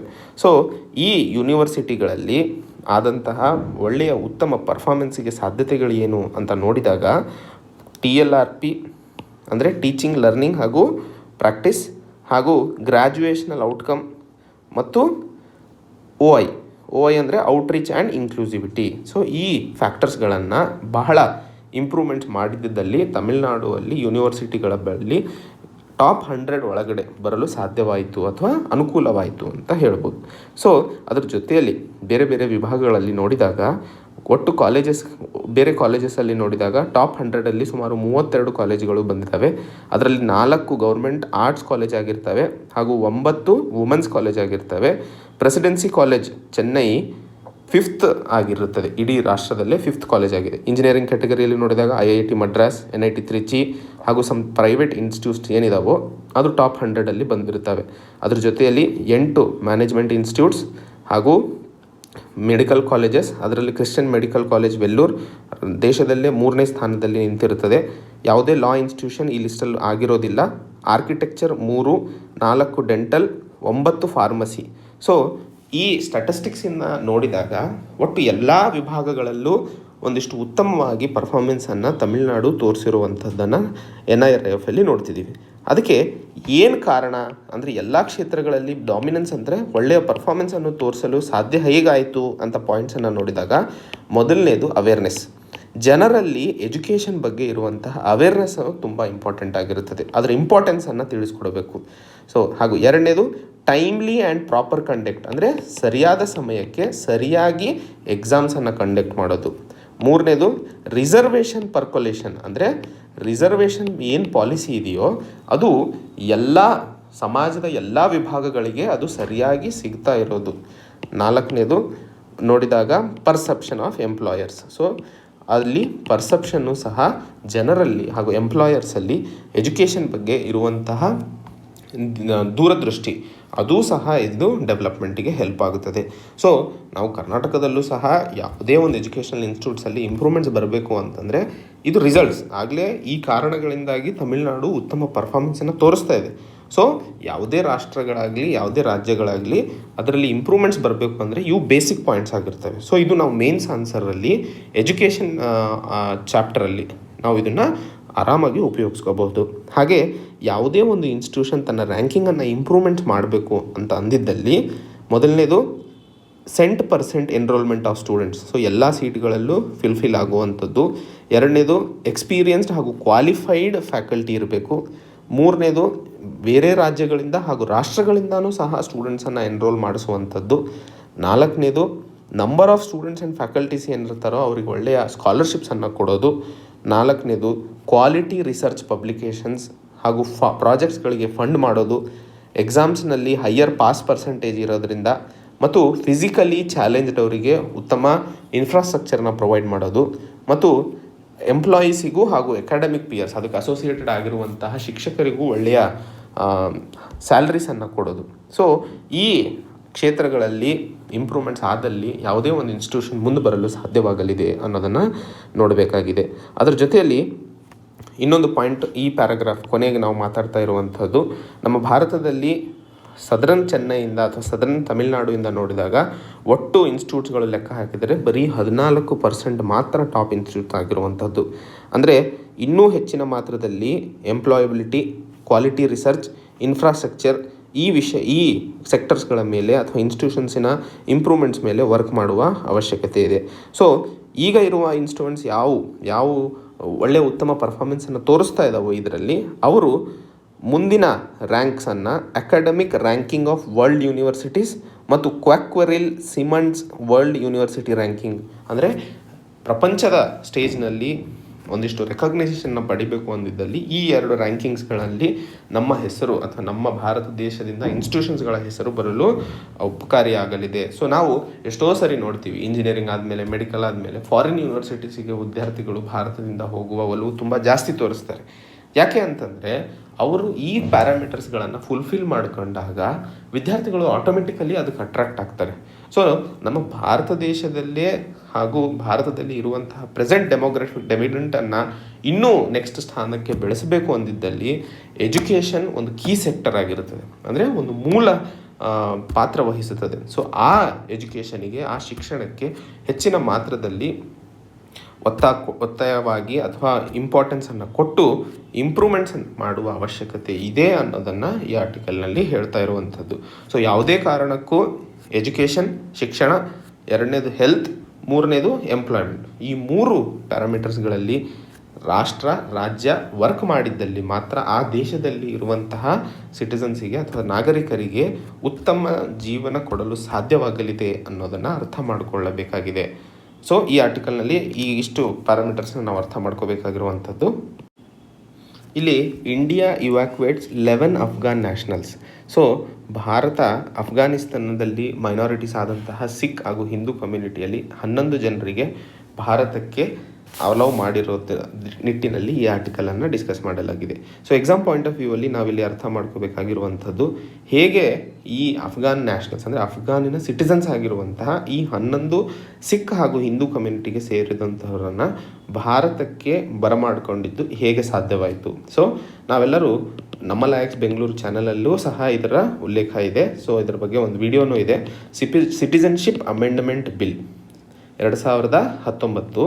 ಇದರ ಪ್ರಕಾರ ನಮ್ಮ ದೇಶವನ್ನು ಬಿಟ್ಟು ಅಫ್ಘಾನಿಸ್ತಾನ್, ಬಾಂಗ್ಲಾದೇಶ್ ಹಾಗೂ ಪಾಕಿಸ್ತಾನದಲ್ಲಿ ಮೈನಾರಿಟಿ ಜನಾಂಗಕ್ಕೆ ಸೇರಿದವರು, ರಿಲಿಜಿಯಸ್ ಮೈನಾರಿಟಿ ಗ್ರೂಪ್ಸ್ ಏನಿದ್ದಾವೆ, ಅವರು ಏನಾದರೂ ಪರ್ಸಿಕ್ಯೂಷನ್ ಅಥವಾ ಯಾವುದೇ ಒಂದು ಹೀನಾಯವಾದ ಪರಿಸ್ಥಿತಿಯಲ್ಲಿ ಇದ್ದಿದ್ದಲ್ಲಿ ಆ ರಾಷ್ಟ್ರಗಳಲ್ಲಿ ಅಲ್ಲಿಂದ ಅವರಿಗೆ ಭಾರತಕ್ಕೆ ಸಿಟಿಸನ್ಶಿಪ್ಪನ್ನು ಕೊಡಲಾಗುವುದು ಅನ್ನೋದನ್ನು ಈ ಸಿಟಿಸನ್ಶಿಪ್ ಅಮೆಂಡ್ಮೆಂಟ್ ಬಿಲ್ಲಲ್ಲಿ ಉಲ್ಲೇಖ ಮಾಡಲಾಗಿತ್ತು. ಸೊ ಅದರ ಅಡಿಯಲ್ಲಿ 11 ಅಫ್ಘಾನ್ ನ್ಯಾಷನಲ್ಸನ್ನು ಭಾರತಕ್ಕೆ ಬರಮಾಡಿಕೊಂಡಿರುವಂಥದ್ದು ಸ್ವಾಗತಾರ್ಹ ಅಂತ ಹೇಳಿ ಮಿನಿಸ್ಟ್ರಿ ಆಫ್ ಎಕ್ಸ್ಟರ್ನಲ್ ಅಫೇರ್ಸ್ ಒಂದು ಸ್ಟೇಟ್ಮೆಂಟ್ಸನ್ನು ಜಾರಿ ಮಾಡಿರುತ್ತದೆ. ಸೊ ಸಿಟಿಸನ್ಶಿಪ್ ಅಮೆಂಡ್ಮೆಂಟ್ ಬಿಲ್ ಬಗ್ಗೆ ನೀವು ಇನ್ನೂ ಡಿಟೇಲಾಗಿ ತಿಳ್ಕೊಬೇಕು ಅಂತಂದಿದ್ದಲ್ಲಿ ನೀವು ಆ ವಿಡಿಯೋನ ನೋಡ್ಬೋದು. ಅದ್ರ ಜೊತೆಯಲ್ಲಿ ಒಂದು ಪ್ರಾವಿಷನ್ ಏನು ಅಂತಂದರೆ, persecuted members of religious minority groups, Afghanistan, Bangladesh ಹಾಗೂ ಪಾಕಿಸ್ತಾನ್ ರಾಷ್ಟ್ರಗಳು, ಈ 3 ರಾಷ್ಟ್ರಗಳಲ್ಲಿ ರಿಲಿಜಿಯಸ್ ಮೈನಾರಿಟೀಸ್ ಯಾರಿರ್ತಾರೋ ಅವರು ಏನಾದರೂ ಪರ್ಸಿಕ್ಯೂಷನಿಗೆ ಒಳಗಾಗಿದ್ದಲ್ಲಿ ಅವರಿಗೆ ಭಾರತದಲ್ಲಿ ಸಿಟಿಸನ್ಶಿಪ್ಗೆ ಅವಕಾಶ ಕೊಟ್ಟಿರುವಂಥದ್ದು ಈ ಆರ್ಟಿಕಲ್ನಲ್ಲಿ ನಾವು ಡಿಸ್ಕಸ್ ಮಾಡ್ತಾ ಇದ್ದೀವಿ. ಇಲ್ಲಿನ article, imported vaccines may be fast tracked, companies could get leeway in India specific test and trials, says department of biotechnology guidance document. So ಈ ಆರ್ಟಿಕಲನ್ನು ನಾವು ಡಿಪಾರ್ಟ್ಮೆಂಟ್ ಆಫ್ ಬಯೋಟೆಕ್ನಾಲಜಿ ರಿಲೀಸ್ ಮಾಡಿದಂತಹ ಒಂದು ಡಾಕ್ಯುಮೆಂಟಿನ ಆಧಾರದ ಮೇಲೆ ಮಾತಾಡ್ತಾ ಇರುವಂಥದ್ದು. ಸೊ ಈಗಿನ ಪ್ರೆಸೆಂಟ್ ಪರಿಸ್ಥಿತಿಯಲ್ಲಿ ಕೋವಿಡ್-19 ಹೊಡೆದಾಡಲು ಎಷ್ಟೋ ರಾಷ್ಟ್ರಗಳು, ಎಷ್ಟೋ ಕಂಪನಿಗಳು ವ್ಯಾಕ್ಸಿನ್ಸನ್ನು ಡೆವಲಪ್ ಮಾಡುವುದನ್ನು ನಾವು ನೋಡ್ತಾ ಇದ್ದೀವಿ. ಆದರೆ ಆ ವ್ಯಾಕ್ಸಿನ್ಸು ಯಾಕಂದರೆ ಬಹಳಷ್ಟು, ಈಗ ಆಕ್ಸ್ಫರ್ಡ್ ಯೂನಿವರ್ಸಿಟಿಯಲ್ಲಿ ಆಗ್ತಾ ಇರುವಂತಹ ಒಂದು ವ್ಯಾಕ್ಸಿನ್ ಒಳ್ಳೆ ಪ್ರಾಮಿಸಿಂಗ್ ರಿಸಲ್ಟ್ಸ್ ತೋರಿಸ್ತಾ ಇದೆ ಅನ್ನೋದನ್ನು ನಾವು ನೋಡಿದ್ದೀವಿ, ಕೇಳಿದ್ದೀವಿ. ಸೊ ಅದನ್ನು ಭಾರತಕ್ಕೆ ತರಬೇಕು ಅಂತಂದರೆ ಹೇಗೆ, ಅದರ ರೂಲ್ಸ್ ಏನು, ಅದನ್ನು ಯಾವ ರೀತಿಯಲ್ಲಿ ಮುಂದೆ ಸಾಗಿಸಬೇಕು ಅನ್ನೋದ್ರ ಬಗ್ಗೆ ಒಂದು ಡಾಕ್ಯುಮೆಂಟನ್ನು ಮಾಡಿರೋದನ್ನು ಇಲ್ಲಿ ಓದ್ತಾ ಇದ್ದೀವಿ. ಸೊ ಡಿಪಾರ್ಟ್ಮೆಂಟ್ ಆಫ್ ಬಯೋಟೆಕ್ನಾಲಜಿ ಹೇಳಿರುವಂಥದ್ದು, ನಾರ್ಮಲಿ ಯಾವುದೇ ಒಂದು ವ್ಯಾಕ್ಸಿನ್ ಬೇರೆ ರಾಷ್ಟ್ರದಲ್ಲಿ ಲೈಸೆನ್ಸ್ ಆದರೂ ಸಹ, ಲೈಸೆನ್ಸ್ ಸಿಕ್ಕಿದ್ದಲ್ಲೂ ಸಹ ಭಾರತಕ್ಕೆ ಅದನ್ನು ಮತ್ತೆ ಅಥವಾ ಭಾರತದ ಪ್ರಜೆಗಳ ಮೇಲೆ ಆ ವ್ಯಾಕ್ಸಿನನ್ನು ಉಪಯೋಗಿಸಬೇಕು ಅಥವಾ ಭಾರತದಲ್ಲಿ ಹೆಲ್ತ್ಗೋಸ್ಕರ ಅಥವಾ ವ್ಯಾಕ್ಸಿನ್ ಆಗಿ ಉಪಯೋಗಿಸ್ಕೋಬೇಕು ಅಂದರೆ ಅದು ಮತ್ತೆ ಎಲ್ಲ ಹ್ಯೂಮನ್ ಸೇಫ್ಟಿ ಟೆಸ್ಟ್ಗಳಿಗೆ ಭಾರತದಲ್ಲಿ ಒಳಗೆ ಹೋಗಬೇಕಾಗಿರುತ್ತದೆ ನಾರ್ಮಲಿ. ಅದೇ ರೀತಿಯಲ್ಲಿ ಈಗ ಸದ್ಯಕ್ಕೆ ಈಗ ಇರುವಂತಹ ಪರಿಸ್ಥಿತಿಯಲ್ಲಿ ಫೇಸ್ 1, ಫೇಸ್ 2, ಫೇಸ್ 3 ಎಲ್ಲ ಡೇಟಾಗಳನ್ನು ಅಲ್ಲಿನ ರಾಷ್ಟ್ರ ಪ್ರೊವೈಡ್ ಮಾಡಿದ್ದಲ್ಲಿ initial safety studies, proof of concept ಹಾಗೂ ಡೋಸ್ ಫೈಂಡಿಂಗ್ ಡೇಟಾ, ಈ ರೀತಿಯ ಎಲ್ಲ ಇದನ್ನು ಕೊಟ್ಟಾಗ ಅದನ್ನು ಕನ್ಸಿಡರ್ ಮಾಡಬಹುದು ಅನ್ನೋದನ್ನು ಹೇಳ್ತಾ ಇರುವಂಥದ್ದು. ಹಾಗೂ ನಾವು ಈ ಆರ್ಟಿಕಲಿಂದ ಅರ್ಥ ಮಾಡ್ಕೋಬೇಕಾಗಿರುವಂಥದ್ದು 2 ಇಂಪಾರ್ಟೆಂಟ್ ಇನ್ಸ್ಟಿಟ್ಯೂಟ್ಸು. ಒಂದು ಸೀರಮ್ ಇನ್ಸ್ಟಿಟ್ಯೂಟ್ ಆಫ್ ಇಂಡಿಯಾ, ಎಲ್ಲಿದೆ ಭಾರತದಲ್ಲಿ ಅಂದರೆ ಪೂನಾದಲ್ಲಿ ಇರುವಂಥದ್ದು. ಹಾಗೂ ಎರಡನೇದು ನ್ಯಾಷನಲ್ ಇನ್ಸ್ಟಿಟ್ಯೂಟ್ ಆಫ್ ವೈರಾಲಜಿ ಇರುವಂಥದ್ದು ಎಲ್ಲಿ, ಪುಣೆ. ಸೊ ಇದು ಒನ್ ವರ್ಡ್ ಸ್ಟೇಟ್ಮೆಂಟ್ ಆಗಿ ನಾವು ಪ್ರಿಲಿಮ್ಸಲ್ಲಿ ಕೇಳ್ಬೋದು. ಸೊ ಬೇರೆ ಕೊಟ್ಟಿರುವಂಥ ಮಾಹಿತಿ ನಾರ್ಮಲಿ ಯಾವ ಕೋವ್ಯಾಕ್ಸಿನ್ ಬಗ್ಗೆ ಆಗಿರಬಹುದು ಹಾಗೂ ಆಕ್ಸ್ಫರ್ಡ್ ಯೂನಿವರ್ಸಿಟಿಯಲ್ಲಿ ಆಗ್ತಾ ಇರುವಂತಹ ವ್ಯಾಕ್ಸಿನ್ ಬಗ್ಗೆ ಒಂದಿಷ್ಟು ಚರ್ಚೆ ಮಾಡ್ತಾ ಇರುವಂಥದ್ದು. ಅದೇ ರೀತಿಯಲ್ಲಿ ಯಾವುದೇ ಒಂದು ವ್ಯಾಕ್ಸಿನು ಭಾರತದಲ್ಲಿ ಬಂದಾಗ ಅದು RCGM ಅನ್ನೋ ಒಂದು ಬೋರ್ಡ್ನ ಅಡಿಯಲ್ಲಿ ಬರಬೇಕಾಗಿರುತ್ತದೆ. ಏನಿದು RCGM ಅಂತಂದರೆ, ಯಾವುದೇ ಜೆನೆಟಿಕ್ ಮ್ಯಾನುಪ್ಯುಲೇಷನ್ಸ್ ಆಗಬೇಕಾಗಿದ್ದಲ್ಲಿ ಅದು ಈ ಬೋರ್ಡಿನ ಅಪ್ರೂವಲನ್ನು ಪಡಿಬೇಕಾಗಿರುತ್ತದೆ. ಸೊ ಈ RCGM ಅಲ್ಲಿ ಏನಾದರೂ ಅಪ್ರೂವಲ್ ಸಿಗದೇ ಇದ್ದಾಗ ಅದು ಭಾರತದಲ್ಲಿ ಉಪಯೋಗಿಸಲು ಸಾಧ್ಯವಾಗೋದಿಲ್ಲ. ಸೊ ಯಾವುದೇ ಮೆಡಿಸಿನ್ ಫೇಸ್ ಟ್ರಯಲ್ಸಿಗೆ ಹೋಗ್ತಾ ಇದೆಯೋ ಅವೆಲ್ಲವೂ ಪ್ಯಾರಲಲಿ RCGMಗೂ ತಮ್ಮ ಲೈಸೆನ್ಸ್ಗೋಸ್ಕರ ಅಪ್ರೂವಲಿಗೆ ಹಾಕಬಹುದು ಅನ್ನೋದನ್ನು ಇಲ್ಲಿ ಹೇಳ್ತಾ ಇರುವಂಥದ್ದು. ಏನಿದು RCGM ಅಂತಂದರೆ review committee on genetic manipulations. So ಯಾವುದೇ ವ್ಯಾಕ್ಸಿನು ಅಥವಾ ಯಾವುದೇ ಒಂದು ಜೆನೆಟಿಕ್ ಮ್ಯಾನ್ಯುಪ್ಯುಲೇಷನ್ಸನ್ನು ಭಾರತದಲ್ಲಿ ಅಪ್ರೂವಲ್ ತಗೋಬೇಕು ಅಂತ ಅಂದಿದ್ದಲ್ಲಿ ಈ ಕಮಿಟಿಯಿಂದ ಪರ್ಮಿಷನನ್ನು ಪಡೆದಿರಬೇಕಾಗಿರುತ್ತದೆ. RCGM ಸೇರಿರುವಂತಹದ್ದು ಡಿಪಾರ್ಟ್ಮೆಂಟ್ ಆಫ್ ಬಯೋಟೆಕ್ನಾಲಜಿಯಲ್ಲಿ ಒಂದು ಬಾಡಿ. ಸೊ ಈ ಡಿಪಾರ್ಟ್ಮೆಂಟ್ ಆಫ್ ಬಯೋಟೆಕ್ನಾಲಜಿಯಲ್ಲಿರುವಂತಹ RCGM ಇಂದ ಜೆನೆಟಿಕ್ ಮ್ಯಾನ್ಯುಪ್ಯುಲೇಷನ್ಸ್ ಅಥವಾ ಬಯೋಲಾಜಿಕಲ್ ಪ್ರಾಡಕ್ಟ್ಸ್ ಏನು ಇರ್ತಾವೋ ಅವು ಇಲ್ಲಿಂದ ಅಪ್ರೂವಲ್ ಪಡಿಲೇಬೇಕಾಗಿರ್ತವೆ. ಸೊ ಯಾವುದೇ ರಾಷ್ಟ್ರದಲ್ಲಿ ಯಾವುದೇ ದೇಶದಲ್ಲಿ ಡೆವಲಪ್ ಆಗ್ತಿರುವಂತಹ ವ್ಯಾಕ್ಸಿನ್ಸು ಟೆಸ್ಟಿಂಗ್ ಸ್ಟೇಜಲ್ಲಿ ಇದ್ದರೂ ಸಹ ಪ್ಯಾರಲಲಿ ಅಂದರೆ ಫಾಸ್ಟ್ ಟ್ರ್ಯಾಕ್ ಮಾಡೋದಕ್ಕೋಸ್ಕರ RCGMಗೂ ಸಹ ಅಪ್ಲಿಕೇಶನನ್ನು ಹಾಕಿ ಟೈಮಿಗೆ ಅಪ್ರೂವಲ್ಸನ್ನು ಪಡೆಯೋದು ಒಳ್ಳೆಯದು ಅನ್ನೋದನ್ನು ಈ ಆರ್ಟಿಕಲ್ನಲ್ಲಿ ಡಿಸ್ಕಸ್ ಮಾಡ್ತಾ ಇರುವಂಥದ್ದು. ಸೊ ನಮಗೆ ಎಕ್ಸಾಮ್ ಪಾಯಿಂಟ್ ಆಫ್ ವ್ಯೂ ಅಲ್ಲಿ ಇಂಪಾರ್ಟೆಂಟ್ ಇರುವಂಥದ್ದು 2 ಇನ್ಸ್ಟಿಟ್ಯೂಟ್ಸ್, ಒಂದು ಸೀರಮ್ ಇನ್ಸ್ಟಿಟ್ಯೂಟ್ ಆಫ್ ಇಂಡಿಯಾ, ಎರಡನೇದು ನ್ಯಾಷನಲ್ ಇನ್ಸ್ಟಿಟ್ಯೂಟ್ ಆಫ್ ವೈರಾಲಜಿ, ಎರಡು ಪುಣೆಯಲ್ಲಿರುವಂತಹದ್ದು, ಹಾಗೂ RCGM review committee of genetic manipulation, ಇದು ಯಾವ ಡಿಪಾರ್ಟ್ಮೆಂಟ್ ಅಡಿಯಲ್ಲಿ ಬರುತ್ತದೆ? Department of biotechnology. ಇದರ ಉದ್ದೇಶ ಯಾವುದೇ ಬಯೋಲಾಜಿಕಲ್ ಪ್ರಾಡಕ್ಟ್ಸ್ ಅಪ್ರೂವ್ಸ್ ಟ್ರಯಲ್ ಪ್ರೊಸೀಜರ್ಸ್ಗೆ ಅಪ್ರೂವಲ್ ಬೇಕು, ಅವು ಜೆನೆಟಿಕ್ ಮ್ಯಾನ್ಯುಪ್ಯುಲೇಷನ್ಸ್ ರಿಲೇಟೆಡ್ ಆಗಿರಬಹುದು, ಹಾಗೂ DNA ಅಥವಾ ಮಾಡಿಫೈಡ್ ವ್ಯಾಕ್ಸಿನ್ ಕ್ಯಾಂಡಿಡೇಟ್ಸ್ ಏನಿರ್ತಾವೋ ಅವು ಆ ರೀತಿಯ ಸಬ್ಜೆಕ್ಟ್ಗಳು ಇನ್ವಾಲ್ವ್ ಆಗಿದ್ದಲ್ಲಿ ಈ ಬಾಡಿಯಿಂದ ಅಪ್ರೂವಲನ್ನು ಪಡಿಲೇಬೇಕಾಗಿರುತ್ತದೆ. ಇಂದಿನ ಮೊದಲನೇ deep article, the chilling effect of criminal contempt. So ಈ ಆರ್ಟಿಕಲನ್ನು ನಾವು ಒಬ್ಬ lawyer cum activist Prashant Bhushan ಅವರ ಕೇಸನ್ನು ಈಗ ಸುಪ್ರೀಂ ಕೋರ್ಟ್ ಅರ್ಜೆನ್ಸಿ ಮೇಲೆ ಕನ್ಸಿಡರ್ ಮಾಡಿರೋ ನಿಟ್ಟಿನಲ್ಲಿ ಈ ಆರ್ಟಿಕಲನ್ನು ಡಿಸ್ಕಸ್ ಮಾಡಲಿದ್ದೇವೆ. ಸೊ ಇಲ್ಲಿ ಕ್ರಿಮಿನಲ್ ಕಂಟೆಂಪ್ಟ್ ಬಗ್ಗೆ ಮಾತಾಡ್ತಾ ಇದ್ದೀವಿ. ಸೊ ಒಂದು ಕ್ರಿಮಿನಲ್ ಕಂಟೆಂಪ್ಟಿನ ಪ್ರಾವಧಾನದ ಬಗ್ಗೆ ಮೊದಲಿಗೆ ಎಲ್ಲ ಅರ್ಥ ಮಾಡ್ಕೊಳ್ಳೋಣ. ಸೊ ಇದು ಕ್ರಿಮಿನಲ್ ಕಂಟೆಂಪ್ಟ್ ಮಾಡಿದ್ದು ಸಾಮಾನ್ಯ ಜನರಿಗೆ ಜಡ್ಜಸ್ಗಳ ವಿರುದ್ಧವಾಗಿ ಯಾವುದೇ ತಪ್ಪು ಪರಿಕಲ್ಪನೆ ಸಮಾಜದಲ್ಲಿ ಅಥವಾ ಆ ರಾಷ್ಟ್ರದಲ್ಲಿ ಹಬ್ಬಬಾರದು ಅನ್ನೋ ಒಂದು ಕಾರಣಕ್ಕೋಸ್ಕರ ಈ ಕ್ರಿಮಿನಲ್ ಕಂಟೆಂಪ್ಟ್ ಕಾನ್ಸೆಪ್ಟನ್ನು ಜಾರಿಗೆ ತರಲಾಗಿತ್ತು. ಸೊ ಈ ಕ್ರಿಮಿನಲ್ ಕಂಟೆಂಪ್ಟಿಗೂ ಈಗ ಪ್ರಶಾಂತ್ ಭೂಷಣ್ ಅವರ ಕೇಸಿಗೂ ಏನು ಸಂಬಂಧವಿದೆ ಅನ್ನೋದನ್ನು ಇಲ್ಲಿ ಡಿಸ್ಕಸ್ ಮಾಡಲಿದ್ದೇವೆ. ಸೊ ಈ ಆರ್ಟಿಕಲ್ನಲ್ಲಿ ಎಕ್ಸಾಮ್ ಪಾಯಿಂಟ್ ಆಫ್ ವ್ಯೂಗೆ ಬಂದಾಗ ಕ್ರಿಮಿನಲ್ ಕಂಟೆಂಪ್ಟ್ ಬಗ್ಗೆ ಕ್ವಶನ್ಸ್ ಬಂದಾಗ ಇಲ್ಲಿ ಕೊಟ್ಟಿರುವ ಮಾಹಿತಿಯನ್ನು ನಾವು ಎಕ್ಸಾಂಪಲ್ ಆಗಿ ಒಂದು ಕನ್ಕ್ಲೂಷನನ್ನು ಡಿರೈವ್ ಮಾಡಲು ನಮಗೆ ಸಹಕಾರಿಯಾಗಲಿದೆ. ಸೊ ಮೊದಲನೇದಾಗಿ ಸರ್ಕಾರ ಹಾಗೂ ಜುಡಿಷರಿ, ಎಕ್ಸಿಕ್ಯೂಟಿವ್, ಈ ಲೆಜಿಸ್ಲೇಚರ್, ಎಕ್ಸಿಕ್ಯೂಟಿವ್, ಜುಡಿಷರಿ 3 ಅಂಗಗಳ ಬಗ್ಗೆ ಸೋಷಿಯಲ್ ಮೀಡಿಯಾದಲ್ಲಾಗಿರ್ಬೋದು, ವಾಟ್ಸಪ್ಪಲ್ಲಾಗಿರ್ಬೋದು, ಎಲ್ಲ ಕಡೆ ಒಂದಿಷ್ಟು ಕ್ರಿಟಿಸಿಸಮನ್ನು ನಾವು ಬೇರೆ ಬೇರೆ ಹಂತಗಳಲ್ಲಿ ನೋಡ್ತೀವಿ.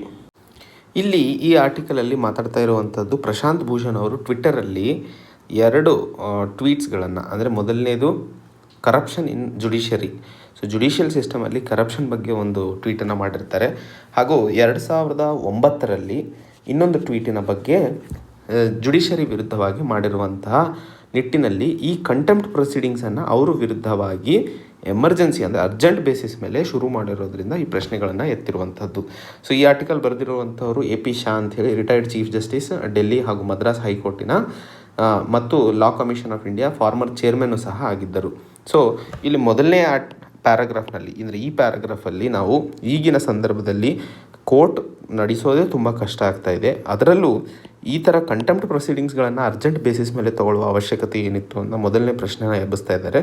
ಅದ್ರ ಜೊತೆಯಲ್ಲಿ ತುಂಬ ಕೇಸಸ್ಗಳು ಪೆಂಡಿಂಗಲ್ಲಿ, ಅಂದರೆ ಪೈಪ್ಲೈನಲ್ಲಿ ಇರೋದ್ರಿಂದ, ಯಾವ ಉದಾಹರಣೆಗೆ ಸಿಟಿಸನ್ಶಿಪ್ ಅಮೆಂಡ್ಮೆಂಟ್ ಆ್ಯಕ್ಟ್ ವಿರುದ್ಧ ಒಂದು ಇರುವಂತಹದ್ದು, ಹಾಗೂ ಎಲೆಕ್ಟ್ರಲ್ ಬ್ರ್ಯಾಂಡ್ಸ್ ಬಗ್ಗೆ ಒಂದು matter, habeas corpus petition Jammu ಕಾಶ್ಮೀರದ್ದು, ಮತ್ತು ಈ ರೀತಿಯ ಬೇರೆ ಬೇರೆ ಕೇಸಸ್ಗಳು ಇದ್ದಿದ್ದಲ್ಲಿ ಇದನ್ನು ಅರ್ಜೆಂಟ್ ಬೇಸಿಸ್ ಮೇಲೆ ತಗೊಳ್ಳುವಂಥದ್ದು ಎಷ್ಟರ ಮಟ್ಟಿಗೆ ಸರಿ ಅನ್ನೋದನ್ನು ಸಹ ಪ್ರಶ್ನೆ ಮಾಡಿರುವಂಥದ್ದು. ಹಾಗೂ ಇನ್ನೊಂದು ಅರ್ಥ ಮಾಡ್ಕೋಬೇಕಾಗಿರುವಂಥದ್ದು ಈ ಆರ್ಟಿಕಲಲ್ಲಿ, ನಾವು ಕಂಟೆಂಪ್ಟ್ ಪ್ರೊಸೀಡಿಂಗ್ಸನ್ನು ತೊಗೊಂಡಿರುವಂಥದ್ದು ಬ್ರಿಟಿಷಿಂದ, ಅಂದರೆ ಇಂಗ್ಲೆಂಡಿಂದ. ಸೊ ಅಲ್ಲಿನ ರಾಜಮನೆತನದವರು ಅಥವಾ ಅಲ್ಲಿನ ಗವರ್ಮೆಂಟ್, ಅಂದರೆ ಅಲ್ಲಿನ ಸಿಸ್ಟಮ್ ಯಾವಾಗ ಇದನ್ನು ಇಂಪ್ಲಿಮೆಂಟ್ ಮಾಡಿತ್ತೋ ಅವರೇ ಸಹ UK ಲಾ ಕಮಿಷನ್ 2012ರಲ್ಲಿ ಈ ಕೇಸಿನ ಬಗ್ಗೆ, ಅಂದರೆ ಕ್ರಿಮಿನಲ್ ಕಂಟೆಂಪ್ಟ್ ಏನು ಪ್ರಾವಿಷನ್ ಇದೆಯೋ ಅದನ್ನು ತೆಗೆದು ಹಾಕಬೇಕು ಅನ್ನೋದನ್ನು ಜಾರಿ ಮಾಡಲಾಗಿತ್ತು. ಅದು ಮಾಡಿದ ನಂತರ ಅಲ್ಲಿನ ಸರ್ಕಾರ ಅಥವಾ ಅಲ್ಲಿನ ಪಾರ್ಲಿಮೆಂಟು ಲೆಜಿಸ್ಲೇಚರು ಇದನ್ನು ಎಕ್ಸೆಪ್ಟ್ ಮಾಡಿ ಈ ಪ್ರಾವಿಷನನ್ನು ತೆಗೆದುಹಾಕಲಾಯಿತು. ಆದರೆ ಭಾರತದಲ್ಲಿ ಇರುವಂತಹ ಈ ಕಂಟೆಂಪ್ಟ್ ಪ್ರೊಸೀಡಿಂಗ್ಸ್ ಅಥವಾ ಕ್ರಿಮಿನಲ್ ಕಂಟೆಂಪ್ಟ್ ಏನಿದೆಯೋ ಅದು ತುಂಬ ವೈಡರ್ ಆಗಿರುತ್ತದೆ. ಅಂದರೆ ಇದಕ್ಕೆ ಯಾವುದೇ ಒಂದು ಬೌಂಡ್ರಿ ಇಲ್ಲ. ಅದು ಯಾವ ರೀತಿ ಕನ್ಸಿಡರೇಷನ್ ಮಾಡ್ಕೊಂಡ್ರು ಅಥವಾ ಯಾವುದೇ ಒಂದು ಕಾರಣಕ್ಕೆ ಅದನ್ನು ಅದರ ವಿರುದ್ಧವಾಗಿ ಯಾವುದೋ ಒಂದು ಮಾತಿನ ವಿರುದ್ಧವಾಗಿ, ಯಾವುದೋ ಒಂದು ಸೋಷಲ್ ಮೀಡಿಯಾ ಬೇಸಿಸ್ ಮೇಲೆ ಅಥವಾ ಯಾವುದೋ ಒಂದು ಪ್ರೆಸ್ ಆಧಾರದ ಮೇಲೆ ಜುಡಿಷರಿ ವಿರುದ್ಧ ಮಾತಾಡಿದ್ದಲ್ಲಿ ಸುವೋಮೋಟೋ ಅವರೇ ಸುವೋಮೋಟೋ ಅಂದರೆ ಕೋರ್ಟ್ ತನಗೆ ತಾನೇ ಆ ಕೇಸನ್ನು ರಿಜಿಸ್ಟರ್ ಮಾಡಿಕೊಂಡು ಅದ್ರ ಬಗ್ಗೆ ಚರ್ಚೆಗೆ ಅಥವಾ ಅದ್ರ ಬಗ್ಗೆ ಪ್ರೊಸೀಡಿಂಗ್ಸನ್ನು ಶುರು ಮಾಡುವ ಅವಕಾಶಗಳು ಕೊಟ್ಟಿರುತ್ತಾರೆ. ಸೊ ಈ ರೀತಿಯಾಗಿ ಇಂಗ್ಲೆಂಡ್, US, ಕ್ಯಾನಡಾ, ಸೊ ಈ ರೀತಿಯ ರಾಷ್ಟ್ರಗಳು ಈ ರೀತಿಯ ಕಂಟೆಂಪ್ಟ್ ಪ್ರೊಸೀಡಿಂಗನ್ನು ಕ್ಯಾನ್ಸಲ್ ಮಾಡಿದಾಗ ಭಾರತ ಯಾಕೆ ಇದನ್ನು ಕನ್ಸಿಡರ್ ಮಾಡ್ತಾ ಇಲ್ಲ ಅನ್ನೋದು ಈ ಆರ್ಟಿಕಲ್ನಲ್ಲಿ ಕ್ಲಿಯರಾಗಿ ಪ್ರಶ್ನೆ ಕೇಳ್ತಾ ಇರುವಂಥದ್ದು. ಮತ್ತು ಈ ಫೈನಲ್ ಎಂಡಲ್ಲಿ ಕನ್ಕ್ಲೂಷನ್ ಪಾರ್ಟಲ್ಲಿ ಕೇಳ್ತಾ ಇರುವಂಥದ್ದು, ಭಾರತದಲ್ಲಿ ಕಂಟೆಂಪ್ಟ್ ಪ್ರೊಸೀಡಿಂಗ್ಸ್ಗಳನ್ನು ಪ್ರಶಾಂತ್ ಭೂಷಣ್ ವಿರುದ್ಧವಾಗಿ ಶುರು ಮಾಡಲಾಗಿದೆ. ಅದೇ ರೀತಿಯಲ್ಲಿ ಪಾಕಿಸ್ತಾನ್ ಸುಪ್ರೀಂ ಕೋರ್ಟು ಸಹ ಯೂಟ್ಯೂಬ್ ಮತ್ತು ಬೇರೆ ಸೋಷಲ್ ಮೀಡಿಯಾಗಳನ್ನು ಬ್ಯಾನ್ ಮಾಡಲು ಮುಂದಾಗಿದೆ. ಅಂದರೆ ಅಲ್ಲಿ ಕೊಟ್ಟಿರುವಂತಹ ಕಂಟೆಂಟ್ ಅಬ್ಜೆಕ್ಷನಬಲ್ ಮತ್ತು ಹೇಟ್ರೆಡಿಗೆ ತುಂಬ ಆಸ್ಪದ ಕೊಡ್ತಾ ಇದೆ. ಅದಕ್ಕೆ ಇದು ಎರಡನ್ನೂ ನಾವು ಬ್ಯಾನ್ ಮಾಡ್ತಾ ಇದ್ದೀವಿ ಅನ್ನೋದನ್ನು ಮಾಡ್ತಾ ಇರುವಂಥದ್ದು. ಸೊ ಇಲ್ಲಿ ನಾವು ಅರ್ಥ ಮಾಡ್ಕೋಬೇಕಾಗಿರುವಂಥದ್ದು, ಭಾರತದ ಸುಪ್ರೀಂ ಕೋರ್ಟ್ ಯಾವ ದಿಕ್ಕಿನಲ್ಲಿ ತಮ್ಮ ಪಯಣವನ್ನು ಮುಂಸಾಗಿಸಲು ಮುಂದಾಗಿದೆ ಅನ್ನೋದನ್ನು ಅರ್ಥ ಮಾಡ್ಕೋಬೇಕಾಗಿದೆ. ಸೊ ಆ ನಿಟ್ಟಿನಲ್ಲಿ ಅರ್ಥ ಮಾಡಿಕೊಂಡು ಕಂಟೆಂಪ್ಟ್ ಪ್ರೊಸೀಡಿಂಗ್ಸನ್ನು ಬೇರೆ ರಾಷ್ಟ್ರಗಳು ಯಾವ ರೀತಿ ಇದು ಒಂದು ಅನಾರ್ಕಿಕ್ ಅಂದರೆ ತುಂಬ ಈಗಿನ 21ನೇ ಶತಮಾನದಲ್ಲಿ ಆ ಪ್ರೊಸೀಡಿಂಗ್ಸಿಗೆ ಅಥವಾ ಆ ಕೇಸಿಗೆ ಯಾವುದೇ ಒಂದು ಅರ್ಥವಿಲ್ಲ ಅಂತ ಅರ್ಥ ಮಾಡಿಕೊಂಡು ಬದಲಾವಣೆಗೆ ಮುಂದಾಗಬೇಕು ಅನ್ನೋದನ್ನು ಈ ಆರ್ಟಿಕಲ್ನಲ್ಲಿ ಡಿಸ್ಕಸ್ ಮಾಡ್ತಾ ಇರುವಂಥದ್ದು. ಈ article the fall of Hong Kong. So ಈ ಆರ್ಟಿಕಲನ್ನು ನಾವು ಚೈನಾ ಈಗಷ್ಟೇ ನ್ಯಾಷನಲ್ ಸೆಕ್ಯೂರಿಟಿ ಲಾ ಅನ್ನು ಪಾಸ್ ಮಾಡಿದ್ದು, ಅದರ ನಿಟ್ಟಿನಲ್ಲಿ ಈ ಆರ್ಟಿಕಲನ್ನು ಡಿಸ್ಕಸ್ ಮಾಡಲಿದ್ದೇವೆ. ಆ್ಯಂಡ್ ಇದಕ್ಕೆ ವಿರುದ್ಧವಾಗಿ ಹಾಂಗ್ಕಾಂಗ್ನಲ್ಲಿ ಹೆಚ್ಚಿನ ಮಟ್ಟದಲ್ಲಿ ನಾವು ಪ್ರೊಟೆಸ್ಟ್ಗಳನ್ನು ಸಹ ಕಾಣ್ತಾ ಇದ್ದೀವಿ. ಸೊ ಆ ದಿಕ್ಕಿನಲ್ಲಿ ಇದನ್ನು ಡಿಸ್ಕಸ್ ಮಾಡಲಿದ್ದೇವೆ. ಸೊ 99 ವರ್ಷಗಳ ಒಂದು ಲೀಸ್ ಅಗ್ರಿಮೆಂಟಲ್ಲಿ ಯಾವಾಗ ಹಾಂಗ್ಕಾಂಗ್ ಲಂಡನ್ ಅಡಿಯಲ್ಲಿ ಇತ್ತೋ ಆವಾಗ ಅದು 1997ಕ್ಕೆ ಮುಗಿಯಲು ಬಂದಿತ್ತು. ಸೊ ನಾವು ಇಲ್ಲಿ ಬ್ರೀಫ್ ಟೈಮ್ಲೈನನ್ನು ಮೊದಲಿಗೆ ಅರ್ಥ ಮಾಡ್ಕೊಳ್ಳೋಣ. ಸೊ 1997ರವರೆಗೂ ಹಾಂಗ್ಕಾಂಗ್ ಲಂಡನ್ ಅಡಿಯಲ್ಲಿತ್ತು, ಅಂದರೆ UK ಅಡಿಯಲ್ಲಿತ್ತು.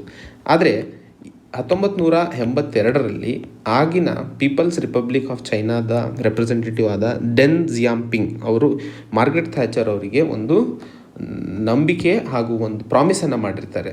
ಸೊ ಅದಕ್ಕೆ ಒಂದು ಕಂಪ್ಯಾರಿಸನನ್ನು ಮಾಡಿರುವಂಥದ್ದನ್ನು ಇಲ್ಲಿ ಕೊಟ್ಟಿರ್ತಾರೆ. ಸೊ ಆ ಕಂಪ್ಯಾರಿಸನನ್ನು ನಾವು ಈ ಆರ್ಟಿಕಲಲ್ಲೂ ನೋಡ್ಬೋದು. ಸೊ ಯಾವ ರೀತಿಯಾಗಿ ಹಾಂಗ್ಕಾಂಗ್ನಲ್ಲಿ ಕುದುರೆಗಳು ಈಗ ಓಡ್ತಿದ್ದಾವೋ ಅದೇ ರೀತಿಯಲ್ಲಿ ಓಡ್ತವೆ, ಯಾವ ರೀತಿ ಸ್ಟಾಕ್ಸು ಬೆಳೀತಾ ಇದ್ದಾವೋ ಹಾಗೆ ಬೆಳೀತವೆ, ಮತ್ತು ಡಾನ್ಸರ್ಸ್ ಡಾನ್ಸ್ ಮಾಡ್ತಾರೆ. ಅಂದರೆ ಇಲ್ಲಿ ಡೆನ್ ಜಿಯಾಂಪಿಂಗ್ ಅವ್ರು ಹೇಳುವಂತಹ ಮಾತು ಏನಾಗಿತ್ತು ಅಂದರೆ, ಯಾವ ಸ್ವತಂತ್ರಗಳು ಇಲ್ಲಿನ ರಾಷ್ಟ್ರದ ಜನರಿಗೆ ಇತ್ತೋ ಅವು ಎಲ್ಲವೂ ಹಾಗೆ ಕಂಟಿನ್ಯೂ ಆಗ್ತವೆ. ಸೊ ನೀವು ಹಾಂಗ್ಕಾಂಗನ್ನು PCR ಪೀಪಲ್ಸ್ ರಿಪಬ್ಲಿಕ್ ಆಫ್ ಚೈನಾಗೆ ಹಸ್ತಾಂತರಿಸಬೇಕು ಅಂಥೇಳಿ 15 ವರ್ಷಗಳ ಹಿಂದೆ ಮಾತುಕತೆ ಶುರು ಆಗಿಬಿಟ್ಟಿತ್ತು. ಸೊ 1982ರಲ್ಲಿ ಈ ಮಾತುಕತೆ ಶುರುವಾಗಿದ್ದು, ಇದು 1997ರಲ್ಲಿ ಚೈನಾಗೆ ಪೂರ್ತಿಯಾಗಿ ಹಸ್ತಾಂತರವಾಗಬೇಕಾಗಿತ್ತು. ಸೊ ಈ ನಿಟ್ಟಿನಲ್ಲಿ ಚೈನಾ 2 ಹೊಸ ಆ್ಯಕ್ಟ್ಸ್ಗಳನ್ನು ಅಥವಾ 2 ಹೊಸ ಅಗ್ರಿಮೆಂಟ್ಸ್ಗಳನ್ನು ಸೈನ್ ಮಾಡ್ತು. ಆ ಅಗ್ರಿಮೆಂಟ್ಸ್ಗಳನ್ನು ನೋಡಿದಾಗ ಮೊದಲನೇದಾಗಿ 1984ರಲ್ಲಿ ಸೀನೋ ಬ್ರಿಟಿಷ್ ಡಿಕ್ಲರೇಷನ್ ಅಂತ ಹೇಳಿ ಒಂದು ಅಗ್ರಿಮೆಂಟನ್ನು ಸೈನ್ ಮಾಡಲಾಗಿತ್ತು. ಸೊ ಈ ಅಗ್ರಿಮೆಂಟ್ ಅಡಿಯಲ್ಲಿ ಒನ್ ಕಂಟ್ರಿ 2 ಗವರ್ಮೆಂಟ್ಸ್, ಸೊ ಒಂದು ರಾಷ್ಟ್ರ 2 ಸಿಸ್ಟಮ್ಗಳನ್ನು ಒಳಗೊಂಡಿರುತ್ತದೆ ಅನ್ನೋದನ್ನು ಇಲ್ಲಿ ಹೇಳಲಾಗಿತ್ತು. ಸೊ ಇದರ ಅರ್ಥ ಏನು ಅಂದರೆ, ಹಾಂಗ್ಕಾಂಗ್ ಇದ್ದಿದ್ದು ಕ್ಯಾಪಿಟಲಿಸ್ಟ್ ಕಂಟ್ರಿ, ಚೈನಾ ಇದ್ದಿದ್ದು ಕಮ್ಯುನಿಸ್ಟ್ ಕಂಟ್ರಿ. ಸೊ ಒಂದು ರಾಷ್ಟ್ರ 2 ಸಿಸ್ಟಮ್ಗಳನ್ನು ನಡೆಸ್ಕೊಂಡು ಹೋಗಲಿದೆ. ಇದರ ಅಡಿಯಲ್ಲಿ ಡಿಪ್ಲೊಮಸಿ ಮತ್ತು ಡಿಫೆನ್ಸ್, ಹಾಂಗ್ಕಾಂಗ್ನಲ್ಲಿ ಇರುವಂತಹ ಡಿಪ್ಲೊಮಸಿ ಮತ್ತು ಡಿಫೆನ್ಸ್ ಸೆಂಟ್ರಲ್ ಗವರ್ಮೆಂಟ್ ಅಂತಂದರೆ ಚೈನಾ ಅದನ್ನು ಡಿಸೈಡ್ ಮಾಡುತ್ತದೆ. ಉಳಿದಿದ್ದೆಲ್ಲ ಅಲ್ಲಿನ ಒಂದು ಅಡ್ಮಿನಿಸ್ಟ್ರೇಟಿವ್ ಬಾಡಿನ ಅಪಾಯಿಂಟ್ ಮಾಡಲಾಗುತ್ತದೆ.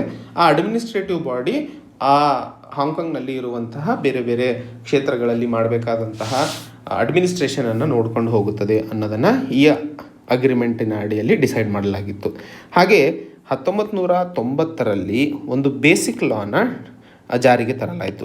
ಈ ಬೇಸಿಕ್ ಲಾ ಅಡಿಯಲ್ಲಿ ಏನು ಹೇಳಲಾಗಿತ್ತು ಅನ್ನೋದನ್ನು ಸಹ ಇಲ್ಲಿ ನಾವು ಆರ್ಟಿಕಲಲ್ಲಿ ನೋಡಬಹುದು. ಸೊ ಈ ಆರ್ಟಿಕಲ್ನ 1990ರ ಬೇಸಿಕ್ ಲಾ ಅಡಿಯಲ್ಲಿ ಹಾಂಗ್ಕಾಂಗಿನ ಜನರಿಗೆ ಒಂದು ವಿಶೇಷವಾದ ಕೊಡುಗೆಯನ್ನು ಕೊಡಲಾಗುವುದು ಅನ್ನೋದನ್ನು ಇಲ್ಲಿ ಡಿಕ್ಲೇರ್ ಮಾಡಲಾಯಿತು. ಮೊದಲನೇದು, ಈಗ ಇರುವಂತಹ ಜುಡಿಷರಿ ಇನ್ನೂ ಇಂಡಿಪೆಂಡೆಂಟ್ ಆಗಿ ಫಂಕ್ಷನ್ ಮಾಡೋ ಹಾಗೆ ಪ್ರಾವಧಾನಗಳನ್ನು ಕೊಡಲಾಗುವುದು ಮತ್ತು freedom of press, right to assemble, speech in mainland cities. So ಇವೆಲ್ಲವೂ ಹಾಂಗ್ಕಾಂಗಿಗೆ ವಿಶೇಷವಾಗಿ ಕೊಡಲಾಗುವುದು ನೆಕ್ಸ್ಟ್ 50 ವರ್ಷಗಳ ಕಾಲ ಅನ್ನೋದನ್ನು ಈ ಆರ್ಟಿಕಲ್ನ ಈ ಪ್ಯಾರಾದಲ್ಲಿ ನಾವು ನೋಡಬಹುದು.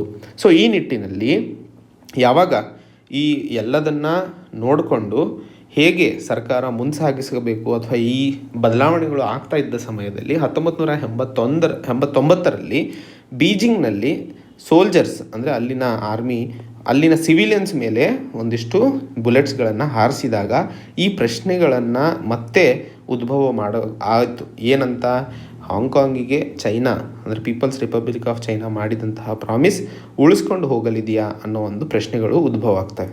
ಆದರೆ ಮಾರ್ಗರೆಟ್ ಥ್ಯಾಚರ್ ಆಗಿನ ಲಂಡನ್ನಲ್ಲಿ ಇರುವಂತಹ ಇವರು ಇಲ್ಲ, ಚೈನಾ ಮಾಡಿದಂತಹ ಪ್ರಾಮಿಸನ್ನು ಉಳಿಸ್ಕೊಂಡು ಹೋಗಲಿದೆ, ಸೊ ಈ ಬದಲಾವಣೆಗಳ ಹಸ್ತಾಂತರಗಳನ್ನು ಮುಂದುವರಿಸ್ಕೊಂಡು ಹೋಗಲೇಬೇಕು ಅಂತ ಅನ್ನೋದನ್ನು ನಿರ್ಣಾಯಕವಾಗಿ ಕೊಟ್ಟಿರುತ್ತಾರೆ.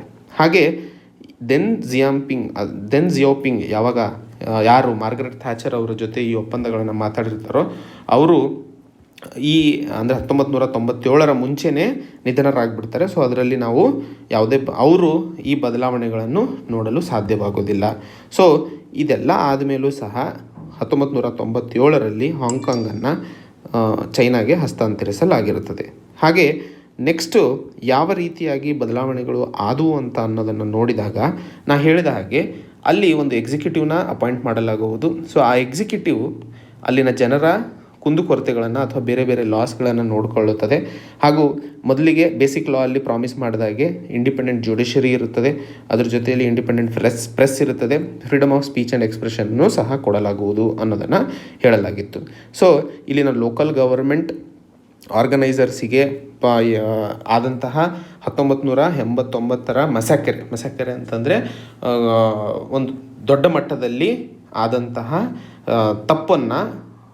ತಪ್ಪಿನ ಬಗ್ಗೆ ಸರ್ಕಾರದ ವಿರುದ್ಧ ಕೂಗು ಹಾಕೋದನ್ನು ಅವಕಾಶವನ್ನು ಹಾಂಗ್ಕಾಂಗ್ನಲ್ಲಿ ಕೊಡಲಾಗಿತ್ತು. ಇದು ಪ್ರತಿ ವರ್ಷ ಜೂನ್ 4ರಂದು ಈ 1989ರ ಮಸಾಕೆರೆಯನ್ನು ಅಥವಾ ಅಲ್ಲಿನ ಸೋಲ್ಜರ್ ಏನು ಸಿವಿಲಿಯನ್ಸಿಗೆ ಸಾಯಿಸಿರ್ತಾರೋ ಅದ್ರ ವಿರುದ್ಧ ಕೂಗುಗೋಸ್ಕರ ಅಥವಾ ಅದರ ವಿರುದ್ಧ ಧ್ವನಿ ಎತ್ತೋದಕ್ಕೋಸ್ಕರ ಪ್ರತಿ ವರ್ಷ ಜೂನ್ 4ರಂದು ಒಂದು ಆರ್ಗನೈಸರ್ಸನ್ನು ಜೊತೆ ಮಾಡಿಕೊಂಡು ಸರ್ಕಾರದ ವಿರುದ್ಧ ಕೂಗು ಹಾಕ್ತಾ ಇರ್ತಾರೆ. ಅದಕ್ಕೆ ಅಲ್ಲಿನ ಲೋಕಲ್ ಗೌರ್ಮೆಂಟು ಸಹ ಪರ್ಮಿಷನ್ ಕೊಟ್ಟಿರ್ತದೆ. ಆದರೆ 2020ರಲ್ಲಿ ಮೊದಲನೇ ಬಾರಿಗೆ ಜೂನ್ 4ರಂದು ನಡಿಬೇಕಾಗಿದ್ದ ಒಂದು ಪ್ರೋಗ್ರಾಮನ್ನು ಸರ್ಕಾರ ನಿಷೇಧಾಜ್ಞೆಯನ್ನು ಹೊರಡಿಸಿರುತ್ತದೆ. ಎಷ್ಟರ ಮಟ್ಟಿಗೆ ಸರಿ ಇದು ಅನ್ನೋದನ್ನು ಅಥವಾ ಹಾಂಗ್ಕಾಂಗಿನ ಜನರಿಗೆ ಮಾಡಿದಂತಹ ಪ್ರಾಮಿಸನ್ನು ಚೈನಾ ಎಲ್ಲಿಗೆ ಉಳಿಸ್ಕೊಂತು ಅನ್ನೋ ಪ್ರಶ್ನೆಗಳನ್ನು ಹುಟ್ಟುಹಾಕಿದರು. ಆದರೆ ಚೈನಾ ಹೇಳಿದಂಥದ್ದು ಕೋವಿಡ್-19 ಅಥವಾ ಕೋವಿಡ್-19 ಕಂಟ್ರೋಲ್ ಮಾಡೋದಕ್ಕೋಸ್ಕರ ಈ ನಿರ್ಬಂಧನೆಯನ್ನು ಹಾಕಲಾಗಿದೆ ಅಂತ ಹೇಳಲಾಗಿತ್ತು. ಆದರೆ ಜೂನ್ ಮೊದಲ ವಾರದಲ್ಲಿ ಇನ್ನೂ ಕೋವಿಡ್ ಅಷ್ಟರ ಮಟ್ಟಿಗೆ ಬೆಳೆದಿರಲಿಲ್ಲ. ಸೊ ಅದಕ್ಕೆ ಅದು ಕಾರಣನೇ ಅಲ್ಲ ಅನ್ನೋದು ಪೊಲಿಟಿಕಲ್ ಅನಲಿಸ್ಟ್ಗಳು ಹೇಳುವಂತಹ ವಿಷಯ. ಸೊ ಆ ದಿಕ್ಕಿನಲ್ಲಿ ನ್ಯಾಷನಲ್ ಸೆಕ್ಯೂರಿಟಿ ಲಾನ ಜಾರಿಗೆ ತರಲಾಯಿತು. ಸೊ ಈ ನಿರ್ಬಂಧನೆಯನ್ನು ಹಾಕಲು ಸಾಧ್ಯವಾಗಿದ್ದು ಈ ನ್ಯಾಷನಲ್ ಸೆಕ್ಯೂರಿಟಿ ಲಾನ ಜಾರಿಗೆ ತಂದಿರುವಂತಹ ದಿಕ್ಕಿನಲ್ಲಿ ಅದು ಸಾಧ್ಯವಾಯಿತು.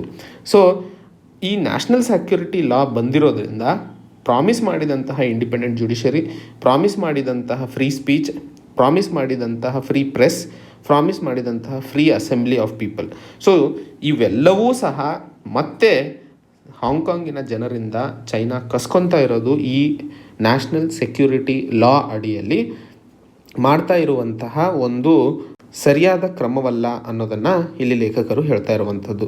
ಸೊ ನಾವು ಈ ಆರ್ಟಿಕಲ್ನಲ್ಲಿ ಅರ್ಥ ಮಾಡ್ಕೋಬೇಕಾಗಿರೋಂಥದ್ದು ಯಾವ ವರ್ಷಗಳಲ್ಲಿ ಹಾಂಗ್ಕಾಂಗಿನ ರಾಜಕೀಯ, ಆರ್ಥಿಕ ಹಾಗೂ ಸಾಮಾಜಿಕ ಬದಲಾವಣೆಗಳು ಹೇಗೆ ಬದಲಾದವು ಅನ್ನೋದನ್ನು ಮೊದಲನೇದಾಗಿ ಅರ್ಥ ಮಾಡ್ಕೋಬೇಕಾಗಿರುವಂಥದ್ದು.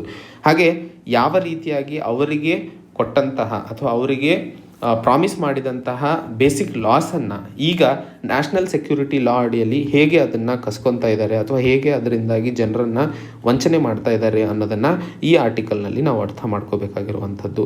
ಸೊ ಒಟ್ಟಾರೆ ಹಾಂಗ್ಕಾಂಗ್ ಮತ್ತೆ ಅಂದರೆ ಇಷ್ಟರ ಮಟ್ಟಿಗೆ ಬೆಳೆದಿದ್ದರೂ ಸಹ ಮತ್ತೆ ಕೊಲೋನಿಯಲ್, ಮತ್ತೆ ಅದು ಇನ್ನೊಂದು ರಾಷ್ಟ್ರದ ಕೆಳಗಡೆ ಅಕ್ವೈರ್ ಆಗಿಬಿಟ್ಟು ಅದ್ರ ಕೆಳಗಡೆ ಬದುಕ್ತಾ ಇರುವಂತಹದ್ದನ್ನು ಮತ್ತೆ ಡಿಸ್ಪ್ಯೂಟ್ ಮಾಡ್ತಾ ಇದೆ ಅನ್ನೋದನ್ನು ಇಲ್ಲಿ ಹೇಳಲಾಗುತ್ತಿದೆ. ಈ ಆರ್ಟಿಕಲ್ನಲ್ಲಿ ನಾವು ಅರ್ಥ ಮಾಡ್ಕೋಬೇಕಾಗಿರುವಂಥದ್ದು ಟೈಮ್ ಲೈನ್ ಒಟ್ಟಾರೆ. ಸೊ ಈ ಟೈಮ್ ಲೈನ್ ಯಾವ ರೀತಿಯಾಗಿ ಬದಲಾಗಿದೆ, ಸೊ ಅದಕ್ಕೆ ಯಾವ ವಿರೋಧಗಳು ಈಗ ವ್ಯಕ್ತವಾಗ್ತಿದೆ ಅನ್ನೋದನ್ನು, ಸೊ ಯಾವುದೇ ನ್ಯೂಸ್ ಬಂದಿದ್ದಲ್ಲಿ ನಾವು ಅರ್ಥ ಮಾಡ್ಕೊಳ್ಳಲು ಸಾಧ್ಯವಾಗಲಿದೆ. ಸೊ 1982ರಲ್ಲಿ 2 ಲಾಸ್ಗಳು ಅಥವಾ ದಿಯೋ ಜಿಂಗ್ಪಿಂಗ್ ಅನ್ನೋರು ಯಾವಾಗ ಮಾರ್ಗರೆಟ್ ಥ್ಯಾಚರ್ ಅವರನ್ನು ಒಪ್ಪಿಸಿರ್ತಾರೋ ಕಿ ಹಾಂಗ್ಕಾಂಗ್ಗೆ ಬೇಕಾದಂತಹ ಎಲ್ಲ ಅನಾಲಮಸ್ ಅಥವಾ ಎಲ್ಲ ರೈಟ್ಸ್ಗಳನ್ನು ಕೊಡಲಾಗುವುದು ಅಂತಂದಾಗ, ಸೊ 1997ರಲ್ಲಿ ಹಾಂಗ್ಕಾಂಗನ್ನು PCR ಪೀಪಲ್ಸ್ ರಿಪಬ್ಲಿಕ್ ಆಫ್ ಚೈನಾಗೆ ಹಸ್ತಾಂತರಿಸಲಾಯಿತು. ಅದಾದಮೇಲೆ ಅವರಿಗೆ 2 ಲಾಸನ್ನು ಕೊಟ್ಟಿರ್ತಾರೆ. 1984ರ ಪ್ರಕಾರ 1 ಕಂಟ್ರಿ 2 ಸಿಸ್ಟಮ್ ಹಾಗೂ 1990ರ ಪ್ರಕಾರ ಬೇಸಿಕ್ ಲಾ ಇರುವಂತಹ ಫ್ರೀಡಮ್ಸ್. ಈಗ ಯಾವ ರೀತಿ ನ್ಯಾಷನಲ್ ಸೆಕ್ಯೂರಿಟಿ ಲಾ ಅಡಿಯಲ್ಲಿ ಈ ಫ್ರೀಡಮ್ಸ್ಗಳನ್ನು ಕಸ್ಕೊಳ್ತಾ ಇದ್ದಾರೆ ಆ್ಯಂಡ್ ಯಾವ ರೀತಿಯಾಗಿ ಅಲ್ಲಿ ಇರುವಂತಹ ಲೋಕಲ್ ಕೋರ್ಟ್ಸ್ ಆಗಿರ್ಬೋದು, ಪ್ರೆಸ್ಗಳನ್ನು ಯಾವ ರೀತಿ ಮುಚ್ಚಾಕ್ತಾ ಇದ್ದಾರೆ, ಸೊ ಅದನ್ನೆಲ್ಲ ನಾವು ದಿನೇ ದಿನೇ ನ್ಯೂಸ್ ಪೇಪರಲ್ಲಿ ನೋಡ್ತಾ ಇದ್ದೀವಿ. ಸೊ ಆ ನಿಟ್ಟಿನಲ್ಲಿ ಹಾಂಗ್ಕಾಂಗ್ ಮತ್ತೆ ಬೆಳೆದು ನಿಂತಿದ್ದರೂ ಸಹ ಮತ್ತೆ ಅದು ಕೊಲೋನಿಯಲ್ ಸಿಟಿಯಾಗಿ ಬದಲಾಗ್ತಾ ಇದೆ ಅನ್ನೋದನ್ನು ಈ ಆರ್ಟಿಕಲ್ನಲ್ಲಿ ತೋರಿಸ್ಕೊಡ್ತಾ ಇರುವಂಥದ್ದು. ಇಂದಿನ ಕೊನೆಯ ದೀಪ್ ಆರ್ಟಿಕಲ್ನಲ್ಲಿ ಈ ರೆವಲ್ಯೂಷನ್ ಇನ್ ಪಾಲಿಸಿ ಮೈಂಡ್ಸೆಟ್. ಸೊ ಈ ಆರ್ಟಿಕಲನ್ನು ನಾವು ಈಗಷ್ಟೇ ಒಂದು virtual high level political and forum on sustainable development ಅನ್ನೋ ಒಂದು ಪ್ರೋಗ್ರಾಮನ್ನು ಅಡಿಯಲ್ಲಿ ಈ ಆರ್ಟಿಕಲನ್ನು ಡಿಸ್ಕಸ್ ಮಾಡಲಿದ್ದೇವೆ. ಸೊ ಈಗ ಎಲ್ಲ ರಾಷ್ಟ್ರಗಳು ಹೆಚ್ಚಿನ ಮಟ್ಟದಲ್ಲಿ ಕೋವಿಡ್-19 ಪ್ಯಾಂಡಮಿಕ್ಕಿಂದ ಆರ್ಥಿಕವಾಗಿ ಹಾಗೂ ಸಾಮಾಜಿಕವಾಗಿ ತುಂಬ ಹಿಂದೆ ಉಳ್ಕೊಳ್ಳುವ ಸಾಧ್ಯತೆಗಳು ಹೆಚ್ಚಾಗಿದ್ದಲ್ಲಿ ಸಸ್ಟೈನಬಲ್ ಡೆವಲಪ್ಮೆಂಟ್ ಗೋಲ್ಸ್ ಅಂತ ಯಾವುದು ನಮ್ಮ ಅಚೀವ್ಮೆಂಟ್ಸ್ ಅಂದರೆ 2030ರಷ್ಟೊತ್ತಿಗೆ ಒಂದಿಷ್ಟು ಟಾರ್ಗೆಟ್ಸ್ಗಳನ್ನು ಅಚೀವ್ ಮಾಡಬೇಕಾಗಿತ್ತು, ಅದರಲ್ಲಿ ನಾವು ಹೆಚ್ಚಿನ ಹಿಂದೆ ಅಥವಾ ಹಿಂಜರಿತವನ್ನು ಕಾಣಲಿದ್ದೇವೆ. ಸೊ ಯಾವ ರೀತಿಯಾಗಿ ನಾವು ಅದರಿಂದ ಅಥವಾ ಈಗ ಇರುವಂತಹ ಕ್ರೈಸಿಸನ್ನು ಅಪಾರ್ಚುನಿಟಿಯನ್ನಾಗಿ ಬದಲಾಗಿಸಿಕೊಂಡು ಹೇಗೆ ನಾವು ಮುನ್ಸಾಗಿಸಲು ಸಾಧ್ಯವಿದೆ ಅನ್ನೋದನ್ನು ಈ ವರ್ಚುವಲ್ ಫೋರಮಲ್ಲಿ ಅಂದರೆ ಆನ್ಲೈನಲ್ಲಿ ನಡೆದಂತಹ ಈ ಫೋರಮ್ನಲ್ಲಿ ಡಿಸ್ಕಸ್ ಮಾಡಿರುವಂತಹ ನಿಟ್ಟಿನಲ್ಲಿ ಇದನ್ನು ನಾವು ಮಾತಾಡಲಿದ್ದೇವೆ. ಸೊ ಏಷ್ಯಾದಲ್ಲಿ ಮೊದಲನೆಗೆ ಸ್ಟಾರ್ಟ್ ಆಗಿದ್ದ ಕೋವಿಡ್-19 ಹೆಚ್ಚಿನ ಮಟ್ಟದಲ್ಲಿ ಸಾಮಾಜಿಕ ಹಾಗೂ ಆರ್ಥಿಕ ಇಂಪ್ಯಾಕ್ಟನ್ನು ಮಾಡಿದೆ ಹಾಗೂ ಇಲ್ಲಿ ಜನರು ಹಸಿವು ಹಾಗೂ ಪಾವರ್ಟಿ ಬಡತನದಿಂದ ಹೆಚ್ಚಿನ ಮಾತ್ರದಲ್ಲಿ ಸಫರ್ ಆಗಲಿದ್ದಾರೆ ಅನ್ನೋದನ್ನು ಸಹ ಈ ಮೀಟಿಂಗ್ನಲ್ಲಿ ಡಿಸ್ಕಸ್ ಮಾಡಲಾಗಿದೆ ಈ ಫೋರಮ್ನಲ್ಲಿ. ಹಾಗೂ ಈಗ ಸದ್ಯಕ್ಕೆ ಅಟೆನ್ಷನು ಹೆಲ್ತ್ ಹಾಗೂ ಫುಡ್, ಸೋಷಲ್ ಆ್ಯಂಡ್ ಎಕಾನಾಮಿಕ್ ಇಂಪ್ಯಾಕ್ಟ್ಸ್ಗಳನ್ನು ಸ್ಯಾಟಿಸ್ಫೈ ಮಾಡುವ ನಿಟ್ಟಿನಲ್ಲಿ ಎಲ್ಲ ಸರ್ಕಾರವು ಮುಂದೆ ಕೆಲಸ ಮಾಡುವ ನಿಟ್ಟಿನಲ್ಲಿ ಮುಂಸಾಗಲಿದ್ದಾರೆ ಅನ್ನೋದನ್ನು ಒಂದು ಅರ್ಥ ಮಾಡ್ಕೋಬೇಕಾಗಿರುವಂತಹ ವಿಷಯ.